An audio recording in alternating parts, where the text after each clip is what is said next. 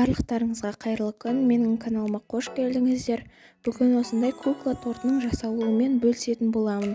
Торт осындай биік, әдемі болып шығады. Тапсырысқа да ұялмай жасай бересіздер.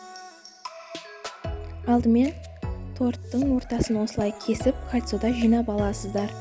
Кукламыздың киімдерін алып тастап, осылай пищевой пленкаға ораймыз. Орап дайындап қоямыз, оның ортасына салып қоямыз. Кольцоны шешіп, сыртын толықтай креммен жағып шығамыз осылай. Және өздеріңізге керек шетті қалаған түстеріңізге бояй бересіздер. Шпательмен тегістейсіздер. Сосын кремімізді осылай дайындап, насадканың номері менде 333, соған құйып, крем ғып, гүл қылып құйып шыға бересіздер. Бұл жерде менде Whoopie Pie торты, ішінде оның рецепті менің каналымда бар. Описаниеда қалдырамын. Осылай гүлмен қаптап шығасыздар. Сосын мен кондуринмен боядым. Кондуринді осылай кисточкамен алып шашасыздар.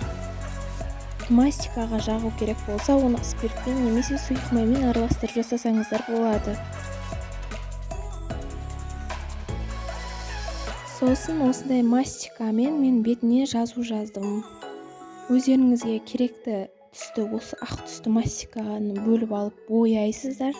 Сосын кез келген сан, есім жазу керек болса, бояп немесе формамен, немесе пищевой фломастермен жаза бересіздер.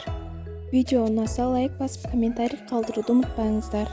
Каналыма тіркеліп қойыңыздар.